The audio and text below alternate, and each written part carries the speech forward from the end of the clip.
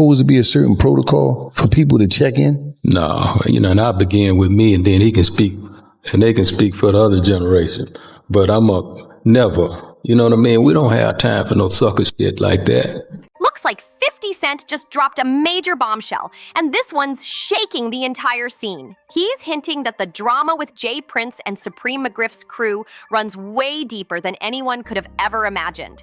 According to what he's putting out there, this isn't just rap beef anymore. This could be something way darker. At first, everyone thought it was the usual ego battle, 50 refusing to check in and Jay Prince taking it as a sign of disrespect. But now, 50 is straight up saying there was a legit plot to take him out, and he's actually naming names. The wildest part? He's saying Supreme's own son might have been involved. That's not something you just throw out lightly. And it doesn't even stop there. Word is, Rick Ross might be mixed up in this too, allegedly linking with 50's biggest enemies just to stir the pot even more. With 50 exposing all these secret connections between Jay Prince, Supreme's legacy, and all the shady behind-the-scenes moves, the picture is starting to look real scary. Could this be why 50 suddenly pulled back from Houston? Was there really a setup brewing behind closed doors? Let's lay it all out because this mess runs deep. Know the reason, but what is the reason why you moved to Houston? Well, look, first of all, like every time I've experienced Houston, like when I was out here, I ran into random acts of kindness. Like the people have been good to me. You know what I'm saying? So it's one of the places that I'm like, man, or maybe Houston, like Houston or Miami popped into my head. Mm-hmm. It all started in Houston, a city Jay Prince controls like it's his personal kingdom. When artists slide through, they're expected to check in. Sure, they call it a sign of respect, but a lot of folks see it differently, more like a straight-up shakedown, especially when you think about the people who still end up hurt even after playing by the rules. When 50 Cent touched down in Houston, Jay Prince expected him to follow the script, but 50 wasn't having it at all. That's your 58%. I said, what? You my partner? The IRS is my partner now? I don't know. All you get is a Yankee hat? I'm going to Houston. He flat out refused to check in and made it crystal clear he didn't owe anybody a single thing. He's got his own security, his own millions, and he wasn't about to follow street codes he didn't believe in. To Jay Prince, that was the biggest slap in the face you could imagine. And 50 wasn't just passing through town either. He was making Houston his home.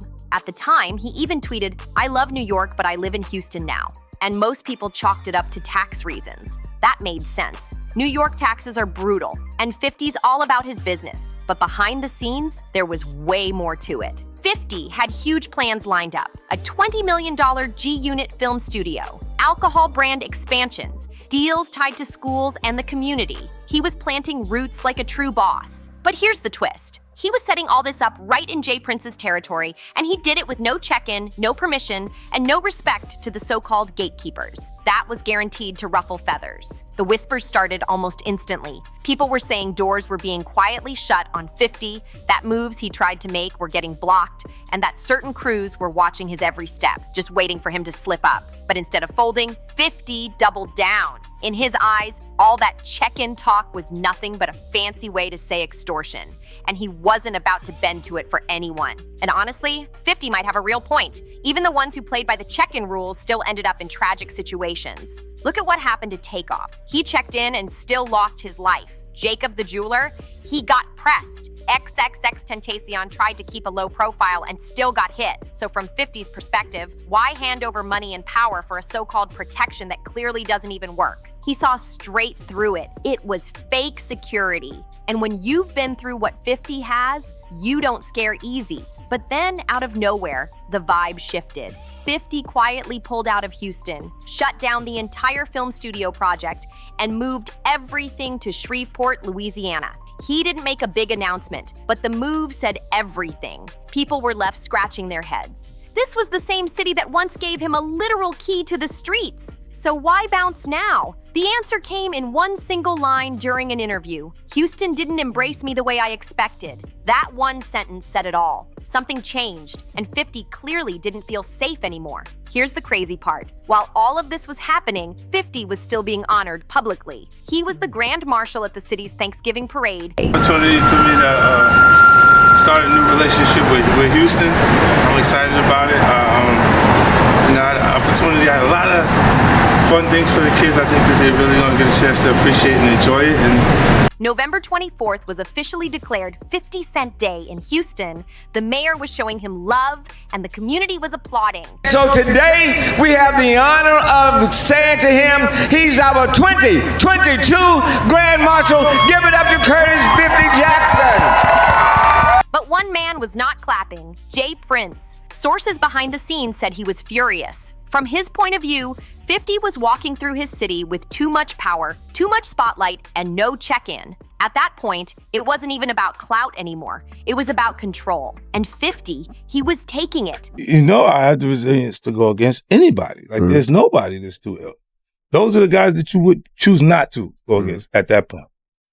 It's in the environment, they got... But just when things seemed to settle, another name entered the picture, Supreme McGriff. If you know 50's history, then you know this is as serious as it gets. Back in the early 2000s, 50 Cent was shot 9 times and barely lived to tell the story. A lot of people believe Supreme McGriff's crew had something to do with that hit. The reason? 50 had just dropped a track called Ghetto Quran, where he actually named names and spilled details about major street legends in Queens. And Supreme was one of the names mentioned. It's for you, man. You the only one in Miami with that, baby. You know, see what it is. You know the vibes? You see what it is. Yeah. Warming up, nigga, 2024. In the streets, that wasn't just a song, it was seen as straight up snitching. Supreme wasn't having it, and not long after, 50 was ambushed. But he survived. He came back stronger, rose to fame, and turned that near-death experience into the backbone of his entire brand. Meanwhile, Supreme's life went in the opposite direction. He ended up with a life sentence in prison. But through it all, Supreme never flipped. He kept his mouth shut, and that silence earned him major respect from a lot of people in the game. While Supreme was locked up, 50 never let that story fade. He used it in interviews, in his bars, and even in his movies, turning all that trauma into a money-making machine. But Supreme? He never forgot how it all started. Then enters Irv Gotti, another key player in this tangled mess. Irv wasn't just close with Supreme, they were basically family. He even helped fund Supreme's legal battles when things got real. Irv stood by him the whole way. No snitching, no turning his back. That kind of loyalty meant everything to Supreme. But for 50, that connection made Irv a target. He went after Irv and crushed his label, Murder Inc., leaving the whole crew in ruins. 50 Cent had already taken down Ja Rule and left Murder Inc. in the dust. But even after Irv Gotti passed away, he didn't ease up. When news broke that Irv had died from a stroke, 50 still kept the shade going online. He posted a photo of himself smoking hookah next to a fake gravestone with the caption, "I'm smoking on Dat Gotti pack, God bless him, LOL." The day before, when Irv was first hospitalized from the stroke, 50 had written, "Damn, I wanted him to see my new shows." That didn't sit well with Supreme McGriff's son, McGriff Jr. He went off on Instagram, blasting 50 with, "If I said I was smoking on your mother and your grandfather pack, people would be telling me I'm wrong, right?" He called 50 a straight clown, adding, "Y'all really love this clown. Well, I'm gonna always give the same energy. Nobody can tell me nothing." To Supreme, Irv was like family. Disrespecting Irv was like spitting on Supreme's name, and McGriff Jr. wasn't going to let that slide. But then, things took a darker turn. 50 started dropping cryptic clues online, posting about snakes in the grass, about enemies plotting in silence, and making it clear he wasn't blind to what was happening around him. Then came the big reveal. 50 allegedly leaked info that pointed to secret conversations between Jay Prince's crew and Supreme's son, and the whispers were ugly. Word was, there were talks about setting him up, pressuring him, or even worse, getting him out of the way completely. And 50 didn't just quietly hold on to this info. He made sure the world saw it. He started openly trolling Jay Prince, calling him out and practically daring him to make a move. 50 wasn't backing down one bit, and now the tension was boiling hotter than ever.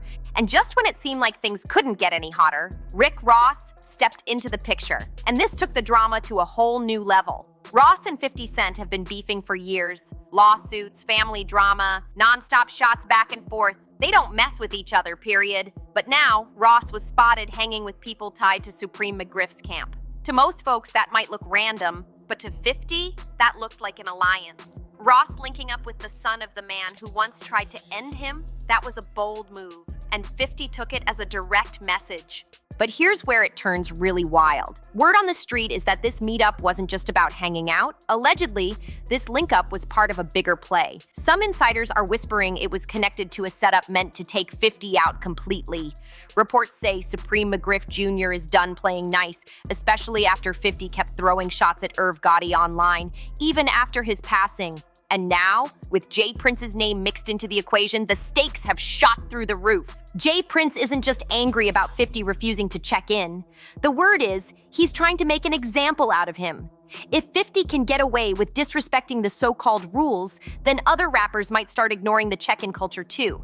And that's a power shift Jay Prince reportedly won't allow. 50 might need to keep his eyes open because when you really dig into Jay Prince's history, it's clear just how deep his roots go. He's not just a music executive. This is a man who allegedly came up with serious street muscle and major connections. Back in the late 80s, his name was already popping up in federal files. Rumor has it, he had roots straight from Mexico, flowing heavy product into Texas, Louisiana, and even as far as Chicago. And now, with all these forces swirling together, 50 Cent might be facing one of the most dangerous situations of his entire career. This wasn't small-time business, this was global-level organized power. Around that same time, Jay Prince allegedly formed ties with none other than Larry Hoover, the founder of the Gangster Disciples. Once that connection locked in, everything shifted. Houston to the Midwest suddenly had a full pipeline moving, and Jay Prince was right at the center of it all. This was the idea of my father, seeing that it was connections to Drake and Kanye, and that they were such iconic figures, and with them going through things. Then, out of nowhere, Rap-A-Lot Records popped up. On the surface, it looked like a label built to showcase Houston's talent. But word on the street, it was way more than just music. Many believed it was actually a front, a perfect way to wash massive amounts of street money clean. The feds weren't asleep, though. By 1988, the DEA had launched a full-on investigation into Jay Prince and Rap-A-Lot. They were tracking shipments, bugging phones, putting houses under surveillance, flipping drivers, and applying pressure to anyone even loosely connected. They built what looked like a rock-solid case. But then, just as it seemed like they were about to move in, the entire thing disappeared. By the late 90s, the U.S. Attorney General dropped the case completely. No charges, no courtroom drama, no headlines, just pure silence. And moves like that, they don't happen by accident. That kind of protection only comes when you've got some serious pull behind you. Fast forward to today, and now 50 Cent might be stepping on toes that have been dangerous for decades. So what do you think? Is 50 just being paranoid, or is he sounding the alarm before something really goes down? Could there actually be a setup forming behind closed doors? Or is this all just a brutal power game playing out in the open? Drop your thoughts in the comments. We need to hear where you stand on this. And if you're locked in with us, make sure you smash that like button, hit subscribe, and turn on your notifications. Because trust me, this drama is nowhere near finished. We'll be right here breaking down every single twist and turn. See you on the next one.